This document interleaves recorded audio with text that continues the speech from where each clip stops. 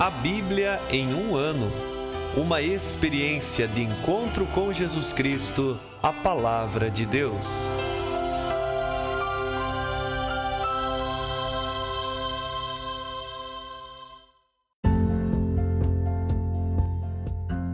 Olá, eu sou Yuri, seminarista da Diocese de Ponta Grossa, Paraná. Você está ouvindo o podcast A Bíblia em um ano, onde ouvimos a voz de Deus e procuramos viver segundo a sua vontade por meio da Sagrada Escritura. Usando uma linha do tempo, vamos ler a Bíblia inteira, sem deixar nada de fora, em 365 dias, descobrindo como a história da salvação se desdobra e se atualiza em nossas próprias vidas e na vida da Igreja. Entrando em contato com toda a Sagrada Escritura, vamos aprofundar nossa experiência da fé que professamos, da fé que celebramos na liturgia, da fé que expressamos na oração diária e da fé que vivemos por meio de nossas ações e de nosso testemunho. Estamos usando a Bíblia Católica com a tradução oficial da CNBB, a Conferência Nacional dos Bispos do Brasil. Você pode baixar o plano de leitura completo para os 365 dias por meio de um link que você encontra na página do Instagram, abiblia.emumano. Você também pode se inscrever nesse podcast por meio da plataforma que preferir, Google Podcasts, Spotify e outras, para receber as notificações diárias dos novos episódios.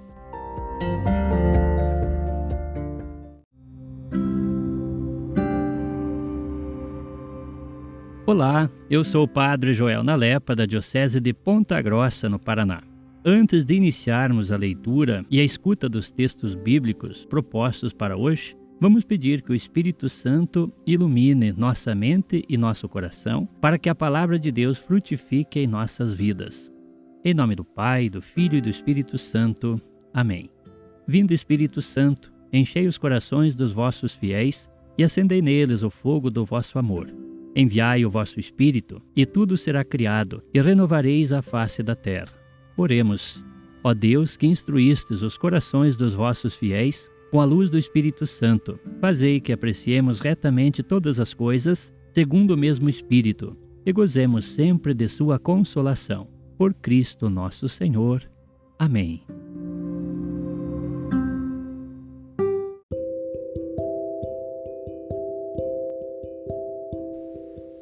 Hoje é o dia 4 do nosso podcast A Bíblia em um ano. Estamos continuando a leitura do Evangelho segundo Marcos. Hoje vamos ler os capítulos 7 e 8 e também no livro dos Salmos vamos ler o Salmo 5. Evangelho segundo Marcos, capítulo 7. Os fariseus e alguns escribas vindos de Jerusalém reuniram-se junto de Jesus e perceberam que alguns discípulos dele comiam com as mãos impuras, isto é, sem lavá-las. Com efeito, os fariseus e os judeus em geral, apegados à tradição dos antigos, não comem sem lavar cuidadosamente as mãos. Bem assim, ao chegar da praça, não comem nada sem se lavarem. E seguem ainda muitos outros costumes que receberam por tradição. A maneira certa de lavar copos, jarras, vasilhas de metal, camas. Os fariseus e os escribas perguntaram então a Jesus: por que os teus discípulos não seguem a tradição dos antigos, mas tomam a refeição com as mãos impuras? Ele disse: o profeta Isaías bem profetizou a respeito de vós, hipócritas, como está escrito: este povo me honra com os lábios, mas o seu coração está longe de mim. Em vão me prestam culto, ensinando doutrinas que são preceitos humanos. Vós abandonais o mandamento de Deus e vos apegais à tradição dos homens.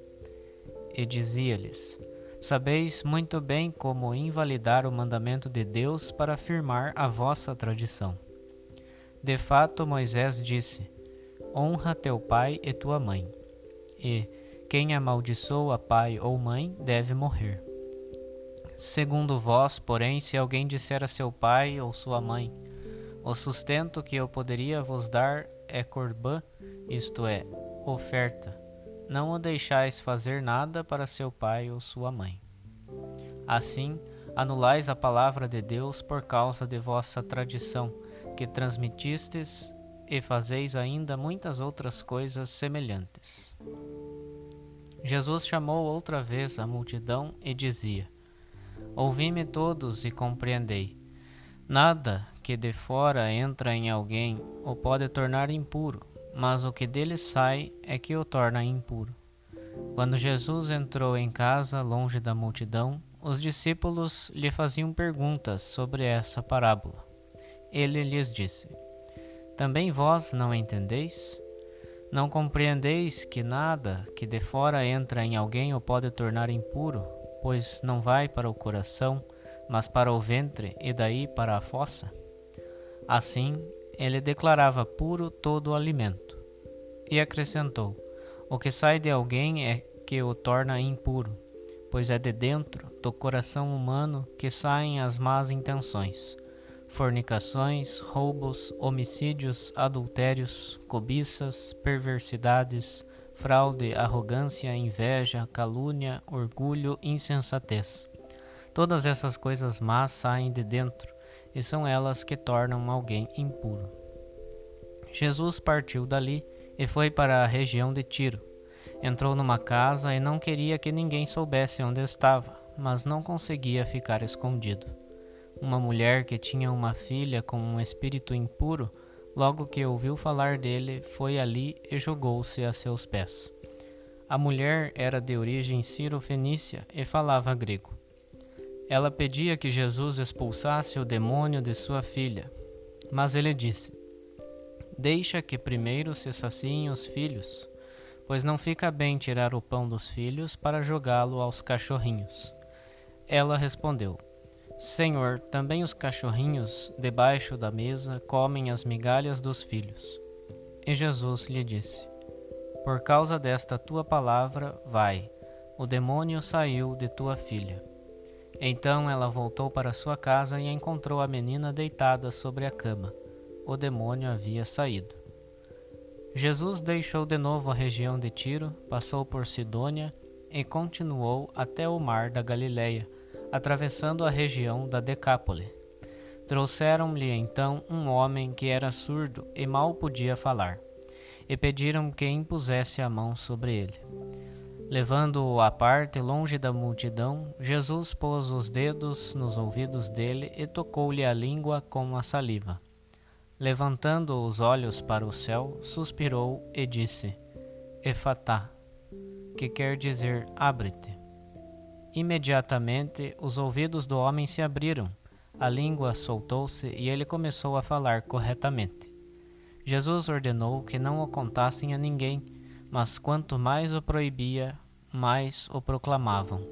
Cheios de grande admiração, diziam: Tudo ele tem feito bem. Faz os surdos ouvirem e os mudos falarem. Capítulo 8. Naqueles dias juntou-se outra vez uma grande multidão, e não tinham o que comer. Jesus então chamou os discípulos e disse: Sinto compaixão da multidão. Já faz 3 dias que estão comigo e não tenho o que comer. Se eu os mandar embora em jejum, desfalecerão pelo caminho. E alguns vieram de longe. Seus discípulos responderam: De onde alguém conseguiria pão para saciar tanta gente aqui em lugar deserto? Ele perguntou-lhes: Quantos pães tendes? 7, responderam eles. Então mandou que a multidão se sentasse no chão. Depois tomou os 7 pães, deu graças, partiu-os e deu a seus discípulos para que os distribuíssem. E eles os distribuíram à multidão. Tinham também alguns peixinhos. Jesus os abençoou e mandou distribuí-los. Comeram e ficaram saciados, e ainda recolheram 7 cestos dos pedaços que sobraram. Eram cerca de 4.000. Então os despediu. Logo em seguida, Jesus entrou no barco com seus discípulos e foi para a região de Dalmanuta. Os fariseus vieram e começaram a discutir com ele. Para pô-lo à prova, pediam-lhe um sinal do céu. Jesus deu um suspiro profundo e disse: Por que esta geração pede um sinal? Em verdade vos digo, nenhum sinal será dado a esta geração. E deixando-os, entrou de novo no barco e foi para a outra margem. Os discípulos haviam se esquecido de levar pães e tinham apenas um pão no barco. Jesus os advertia, dizendo: Atenção, cuidado com o fermento dos fariseus e com o fermento de Herodes. Os discípulos começaram então a comentar entre si que era porque não tinham pães. Percebendo, Jesus perguntou-lhes: Por que comentais que é por não terdes pães? Ainda não entendeis nem compreendeis?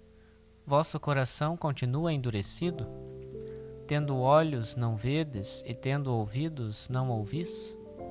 Não vos lembrais?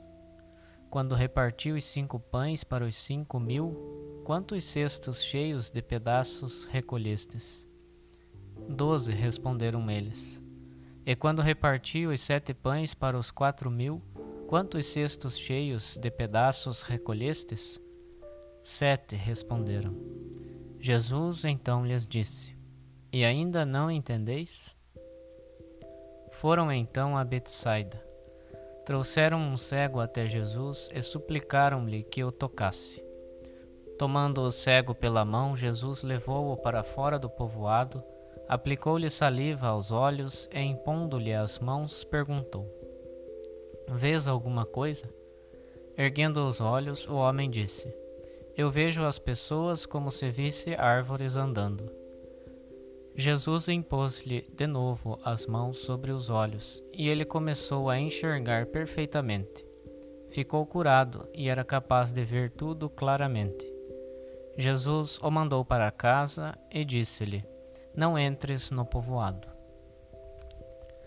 Jesus e seus discípulos partiram para os povoados de Cesareia de Filipe. No caminho, ele perguntou aos discípulos: Quem dizem os homens que eu sou?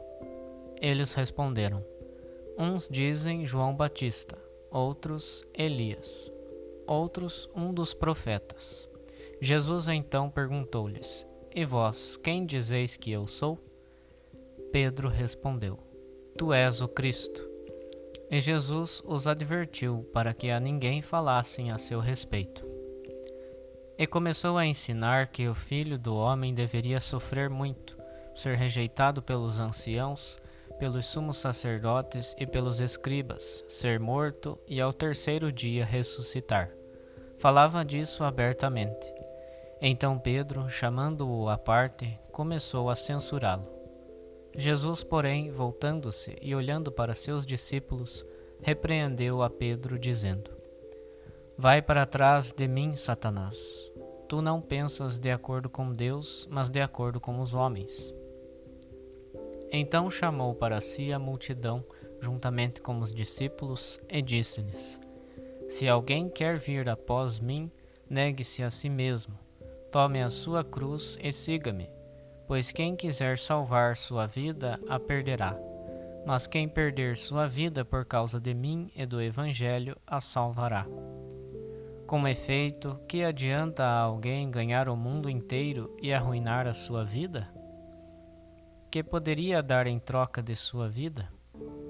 Se alguém se envergonhar de mim e de minhas palavras em meio a esta geração adúltera e pecadora, também o Filho do Homem se envergonhará dele, quando vier na glória do seu Pai com seus santos anjos. Salmo 5. Ao maestro do coro, com flautas, Salmo de Davi. Dá ouvidos às minhas palavras, Senhor. Atende ao meu gemido. Fica atento à voz do meu clamor, meu Rei e meu Deus. Pois é a ti que eu rezo, Senhor, e de manhã ouvirás a minha voz. De manhã estarei na tua presença e aguardarei.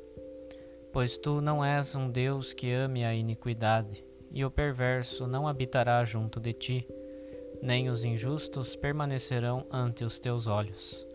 Odeias a todos os que praticam a iniquidade, e fazes perecer os que falam a mentira. O Senhor abomina quem derrama sangue ou comete fraude. Eu, porém, confiando na tua grande misericórdia, entrarei na tua casa. Cheio do temor, me prostrarei ao teu santo templo. Senhor, guia-me com a tua justiça contra meus inimigos. Aplana à minha frente o teu caminho, pois não há verdade na sua boca. É uma armadilha o seu coração. Sepulcro aberto é a garganta deles, com suas línguas enganam. Condena-os, ó Deus, pelos seus próprios planos eles pereçam. Segundo a multidão das suas iniquidades, expulsa-os, pois eles te provocaram, Senhor. Mas se alegrem todos os que esperam em ti e exultem para sempre. Darás sombra para eles e se gloriarão em ti os que amam o teu nome. Pois tu abençoarás o justo, Senhor, e com o escudo do teu favor o protegerás.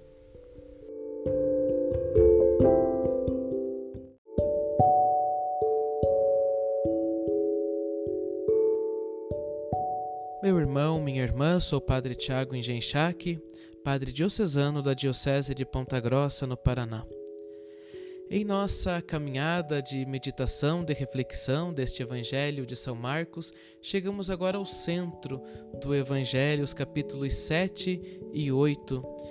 E dentre tantas coisas bonitas que vemos nestes dois capítulos, eu destaco a cura daquele cego de Betsaida.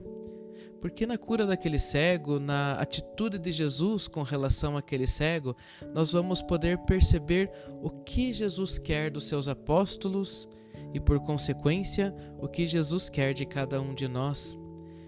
Quando levam aquele cego até Jesus e pedem que Jesus tocasse naquele homem, nós vemos algumas atitudes de Jesus, atitudes que dizem muito também a nós. Primeiro, Jesus toma o cego pela mão, depois leva o cego para fora do povoado, cospe nos olhos dele e depois impõe as mãos sobre aquele homem. Primeiro Jesus toma aquele homem pela mão, e o gesto de tomar pela mão simboliza o gesto de alguém que quer conduzir a outra pessoa. E é exatamente isso que Jesus estava fazendo com seus apóstolos, estava conduzindo eles para que pudessem compreender a Boa Nova, compreender o Evangelho. E assim que Jesus também faz conosco, Jesus também hoje nos toma pela mão para nos conduzir, e nós precisamos estar atentos e também nos deixarmos ser conduzidos por Jesus, porque também Ele quer que nós compreendamos a Boa Nova, compreendamos o Evangelho. Depois de conduzir pela mão, nós também vemos que Jesus leva aquele cego para fora do povoado. Conduzir para fora, conduzir para longe da multidão, é uma forma de Jesus ter intimidade com aquele homem. E é isso que Jesus quer ter com seus discípulos e também conosco. Quer ter intimidade, precisamos de mais intimidade com Jesus. Precisamos de mais momentos a sós com Jesus na nossa vida de oração, no nosso contato com Ele. Depois nós vemos que Jesus cospe nos olhos daquele homem. A saliva, como também o sangue, os líquidos corporais na concepção judaica transmitem vida. Logo, ao cuspir nos olhos daquele homem, ao encostar a sua saliva nos olhos daquele homem, Jesus está transmitindo a sua vida para aquele homem. Ou seja, aquele homem era cego, vivia na escuridão, e agora o contato com a vida do Cristo ilumina a vida daquele homem, e é exatamente isso que Jesus quer fazer com seus apóstolos, dar a eles a vida, a luz, e por consequência também nós, apóstolos dos tempos de hoje, também precisamos querer receber esta luz, esta vida que vem do Cristo. Depois é interessante que Jesus impõe as mãos sobre aquele homem e pergunta: estás vendo alguma coisa? E ele ainda confunde um pouco as pessoas com árvores, e Jesus impõe de novo as mãos sobre ele, e aí ele começa a enxergar perfeitamente. É assim que Jesus cuida da sua igreja, é assim que Jesus cuida de nós toma pela mão, quer ter intimidade conosco, nos dá a sua vida, impõe sobre nós as suas mãos, nos dá a sua bênção para que nós possamos enxergar perfeitamente. Se ainda somos um pouco cegos, se ainda temos dificuldade de encontrar ou de ver a graça de Deus agindo na nossa vida, Jesus não se cansa e pode repetir todos estes gestos novamente. E é interessante que logo em seguida nós vemos a profissão de fé de Pedro. E nós vemos que o que acontece com Pedro é exatamente o que estava acontecendo antes com aquele cego, para ver que tem exatamente uma relação nas atitudes de Jesus com o cego para com os seus discípulos. Quando Jesus pergunta a todos que andam dizendo de mim por aí, o que dizem as pessoas que eu sou, eles respondem as opiniões que eles escutam acerca de Jesus. Isso acontece com quem não tem intimidade com Jesus, com quem não se deixa ser tomado pela mão e conduzido por Jesus. Quem não tem experiência com Jesus pode dar apenas opiniões. Eu acho que Jesus é isso, eu penso que Jesus é isso. Mas somente quem se deixa ser conduzido pela mão, somente quem possui intimidade com Jesus, que recebe a vida de Jesus, a luz que vem dele, pode dar uma resposta verdadeira, como Pedro deu. Tu és o Cristo, ou seja, tu és o ungido, tu és o Messias. Porém, quando Jesus começa a falar da sua paixão, que iria morrer, mas queria ressuscitar ao terceiro dia, a atitude de Pedro com relação a isso é igualzinha à daquele cego. O cego já se deixou ser tomado pela mão, já tinha um pouquinho de intimidade com Jesus, se deixou ser iluminado, mas ainda não conseguia enxergar direito. Com Pedro é a mesma coisa. Também Pedro já estava se deixando ser conduzido, também já tinha intimidade com Jesus, se deixava ser iluminado, deu a resposta certa acerca de Cristo, porém ainda não conseguia enxergar direito. E Jesus sempre tem uma grande paciência com os seus apóstolos, também com cada um de nós. Tanto que quando Jesus chama Pedro de Satanás, diz a Pedro, vai para trás de mim. Por quê? Porque este é o lugar do discípulo, é atrás de Jesus.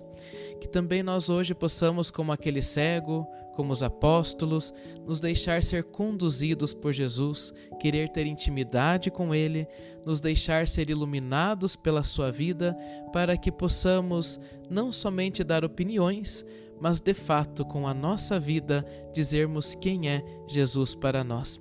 E por fim, lembrarmos que o nosso lugar é sempre atrás de Jesus, é no seguimento.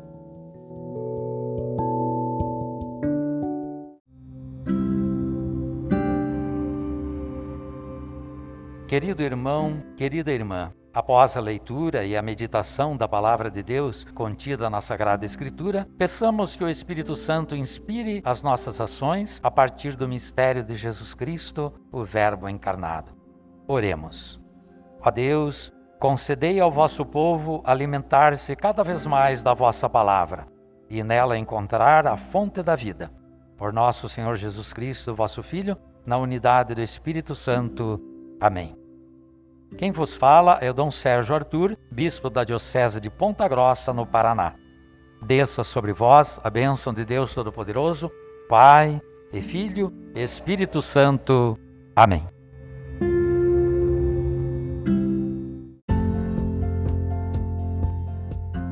Você acaba de ouvir mais um episódio do podcast A Bíblia em um Ano. Continue nesse bom propósito de ouvir, ler e praticar a Palavra de Deus.